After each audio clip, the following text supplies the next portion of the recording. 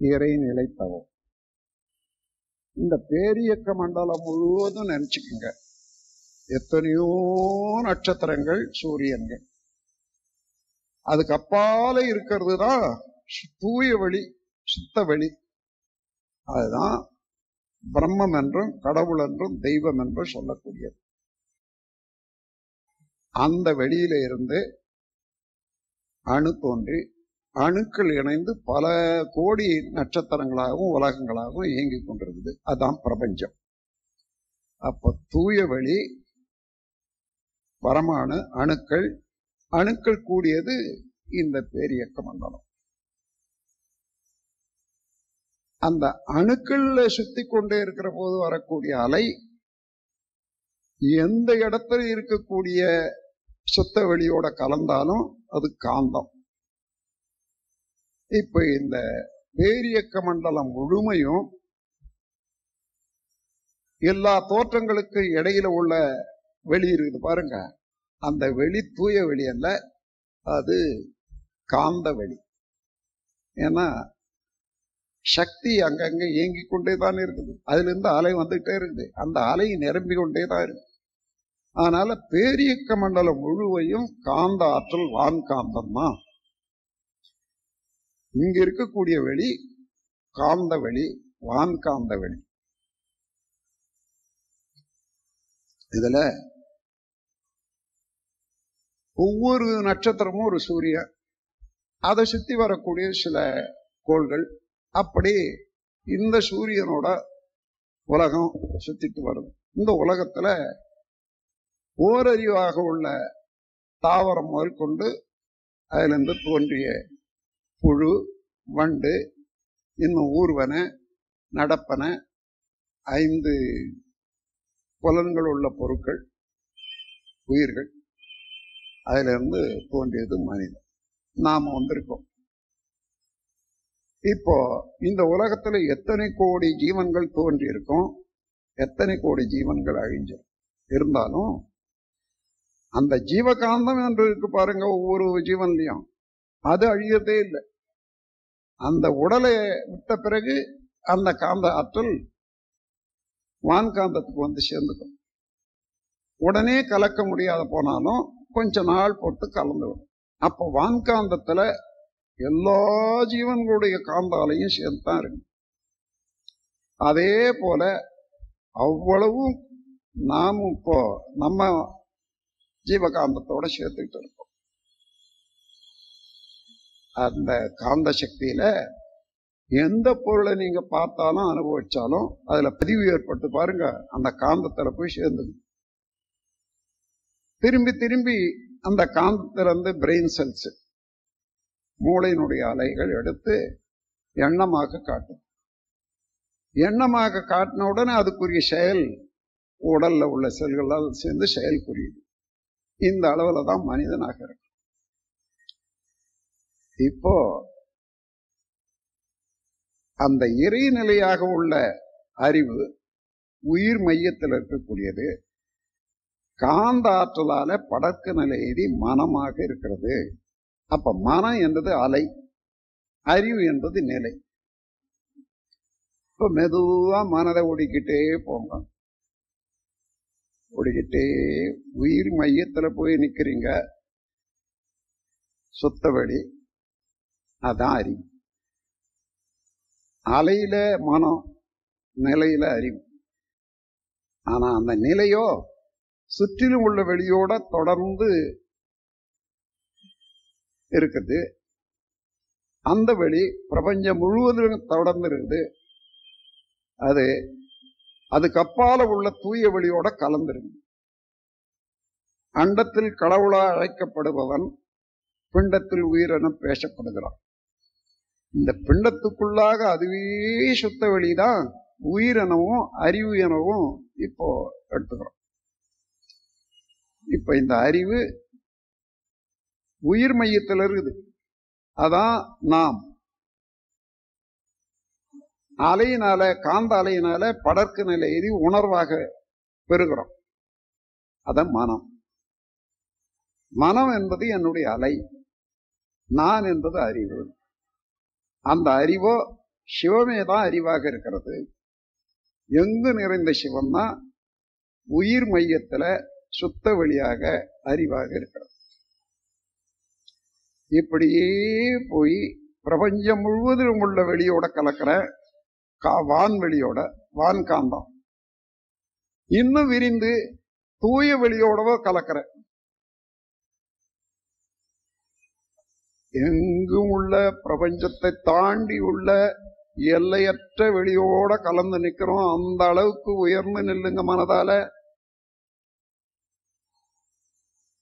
அங்கே அறிவாக இருக்கிறது உடல்ல, இங்கே இறை நிலையாக. இறைவனேதான் அருவமானது அறிவும் ஆகும். ஆக அந்த நிலையில இருந்து மீண்டும் பாருங்க, அந்த நிலையில இருந்து சக்தி என விண் தோன்றி விண் இணைந்து அண்ட கோடிகளாகி அதுல உலகமாகி உயிர்கள ஓரறிவு முதல் கொண்டு ஆறறிவாகி வந்த தொடர்ல நாம் ஒவ்வொருவரும் இந்த பெரிய, அதாவது உலகத்துல உள்ள எல்லா மக்களுமே ஒரே இடத்துல இருந்து ஒரே பொருள்ல இருந்து உற்பத்தி ஆகி தொடர்ந்து வந்த இயக்கத்தினால கேரக்டரைஸ்ட் தன்மையை பெற்று இப்போ வாழ்ந்து கொண்டிருக்கோம். 100 வருடத்துக்கு முன்ன இருந்தவங்க இப்ப இல்லை. இன்னைக்கு இருக்கக்கூடியவங்க எல்லாம் 100 வருஷம் பொறுத்து இல்லை. இதற்கு மத்தியில பேரானந்தம் அடையுமாறு உலகத்துல எத்தனையோ அற்புதங்கள்லாம் அமைஞ்சிருக்கு. அதையெல்லாம் கண்டு அனுபவிப்பதற்கு நமக்கு புலன்கள் அமைந்திருக்கு. அதான் அனுபவிக்கிறதுக்கு அறிவு அமைந்திருக்கு.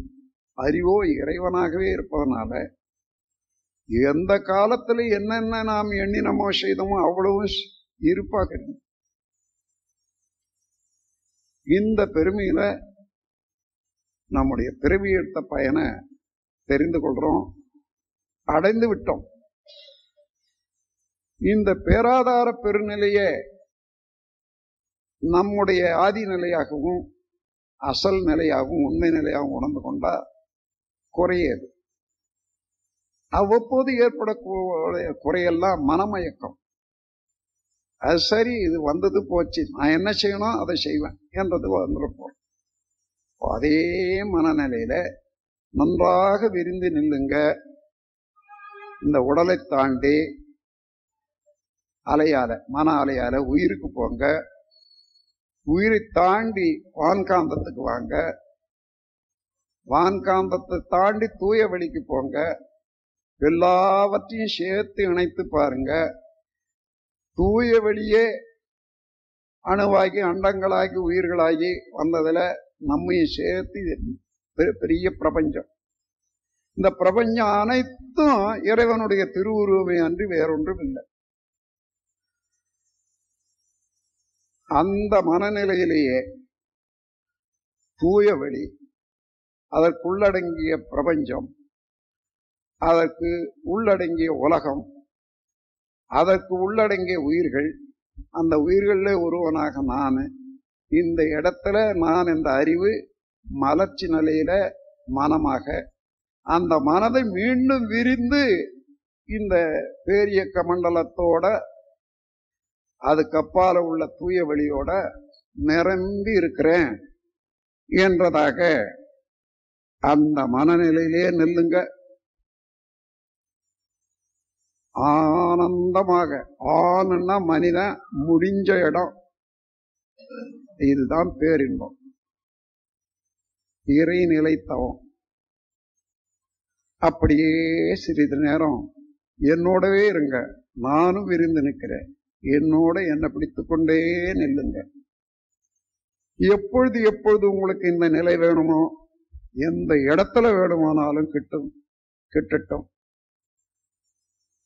நிறைவு பெறுவீர்கள், முக்தி அடைவீர்கள், வினைகளை அகற்றிக் கொள்ளலாம், உயர்வு பெறலாம், அகக்காட்சியாக இறைவனை காணலாம், இறைவனோடு ஒன்றி இருக்கலாம், தெரியாதவர்களை ஊக்குவித்து உயர்த்தி விடலாம். அத்தகைய பேராற்றல் பெற்ற பேராற்றலை தரத்தக்கது இந்த தவம். இந்த தவத்தை பெற்ற நீங்கள் வாழ்க. அந்த நிலையிலேயே ஒரு 5 நிமிடங்கள் என்னோட இருங்க.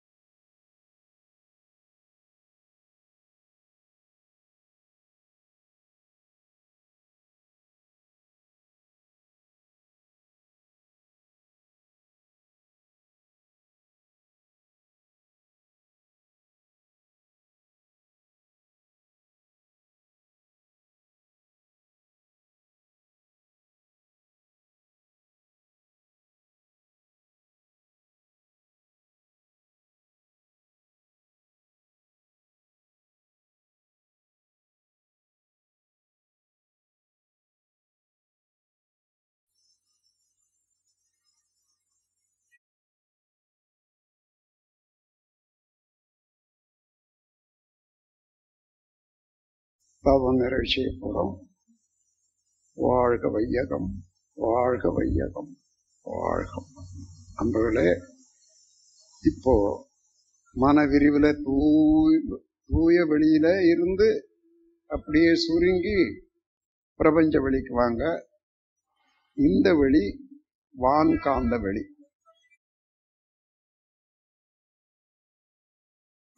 இப்ப ஒவ்வொரு தோற்றங்களையும் கோள்களையும் நினைச்சு பாருங்க. எல்லாமே பரமாணு என்ற அந்த விண்ணுடைய கூட்டுதான் எல்லாமே. இப்ப பிரபஞ்சம் முழுவதும் அந்த தூய வெளி என்ற இறைநிலையும் அதனுடைய அசைவாக உள்ள பின்னமாக உள்ள சக்தி விண்ணும் சேர்ந்தது தானே தவிர வேற ஒண்ணுமே இல்லை. அந்த விண் என்பதுதான் சக்தி, அதற்கு மூலமாக உள்ளது சிவம். இந்த சிவம் சக்தியினுடைய சேர்க்கை தான் பிரபஞ்சம்.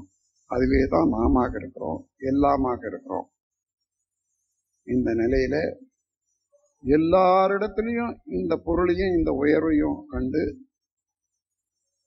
பறித்து உண்ண மாட்டோம். இனி ஒருவரையும் வருத்தி நான் வாழ்வதில்லை என்ற உறுதி எடுத்துக்கொள்வோம். அதே நேரத்தில் முடிந்த வரையில என்னுடைய வாழ்க்கை பாதிப்படையாத வரையில பிறருக்கு உதவி செய்து கொண்டே இருப்பேன். இந்த இரண்டு போதும். துன்பம் செய்வதில்லை, துன்பப்படுபவர்களை கூடுமான வரையில உதவி செய்வேன். எல்லாம் வல்ல இறைநிலையோட எப்பொழுதுமே ஒரு நிமிஷமும் இணைந்திருக்கலாம், எப்பொழுதுமே இணைந்திருக்கலாம். எப்ப எந்த செயல் செய்தாலும் அந்த செயல்ல அந்த பொருள்ல இறைவனை காணலாம். நீங்க இந்த பழக்கத்தினாலே பயிற்சினால இப்பேறு பெற்றவங்களுக்கு வேறு என்ன பேர் வேண்டும்? அததான் இன்ப ஊற்றாய் நிறைந்த இறைவா என்ற கவியில சொல்லிருக்க. முன்னிலே நான் அடங்க, என்னுள்ளே நீ விளங்க, உனது அருள் ஒளிர எனது உள்ள தூய்மை பெற்றேன் என்ற கவி வருது. நீங்க இப்ப என்ன, நீங்க அவனிலே நீங்க அடங்கிட்டீங்க, ஆனா உன்னிலே அவன் அடங்கி இருக்கிறத கண்டீங்க.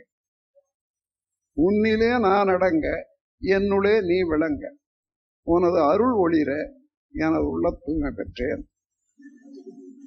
இந்த உண்மையை உணர்த்துவதுதான் தினந்தோறும் நீங்க பாடுறீங்களே, அழுத்தமெனும் உந்து ஆற்றல் ஒன்றை கொண்டே. அந்த சுத்திலும் உள்ள தூய வழி இறைவழி அதனுடைய அழுத்தத்தினால அணுவையும் அழுத்தி கொண்டிருக்குது, அண்டங்களையும் அழுத்தி கொண்டிருக்குது. அதனால அண்டமே முழுவதிலும் இயங்கி கொண்டிருக்கிறது. அழுத்தமெனும் உந்து ஆற்றல் ஒன்றை கொண்டே அணு முதலாய் அண்டங்களாகி தோற்றும். வழுத்து வரும் ஓரறிவு முதல் ஆறறிவு வரைய உயிர்களாகி. அந்த கவியை நீங்க நினைச்சு பார்த்தீங்கன்னா முழுக்க முழுக்க இந்த தவத்தை நல்லா தெளிவுபடுத்தும் என்று கூறி, இன்ப ஊற்றாய் நிறைந்த இறைவா, எங்கும் இன்ப ஊற்றாய் நிறைந்த இறைவா, அன்பு ஊற்றாய் பெருகி அனைத்துயிர்க்குள் அறிவாய் இன்ப ஊற்றாய் பெருகு இறைவா என்ற கவியும் இதை நினைவுபடுத்தக்கூடிய கவிதான் என்று கூறி, அந்த இரண்டு கவிகளையும் அடிக்கடி படிச்சு கொள்ளுங்க. இறைநிலையோடு எண்ணத்தை கலக்க விட்டு ஏற்படுவோர் மகிழ்ச்சியிலே அமைதியிலே விழிப்பாய் நிற்க, நிறைநிலையே தானாக உணர்வதாகும். நித்த நித்தம் உடலில் உயிரிருக்கு மட்டும் உறைந்து உறைந்து இந்நிலையில் பழகி கொண்டால் உலக இன்பங்களிலே அளவு கட்டும். கரை நீங்கி அறிவு மெய்ப்பொருளாய் நிற்கும்.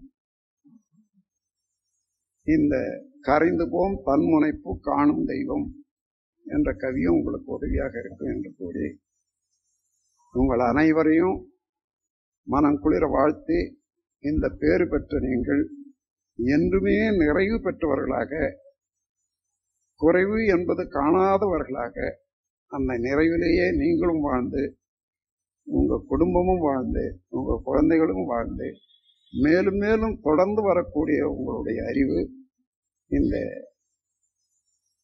உலகம் முழுவதிலும் உள்ள மக்கள் வாழ்க்கையை உய்விக்கட்டும் என்று கூறி ஓம் சாந்தி சாந்தி சாந்தி என்று முடித்தோம்.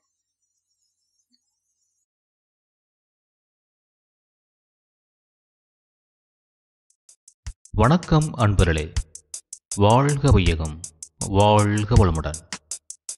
வேதாத்திரிய சேனலோடு இணைந்து கொள்ளுங்கள். உங்கள் உடல் நலம், மனவளம், உயிர் வளம் பெருக்கிக் கொள்ளுங்கள்.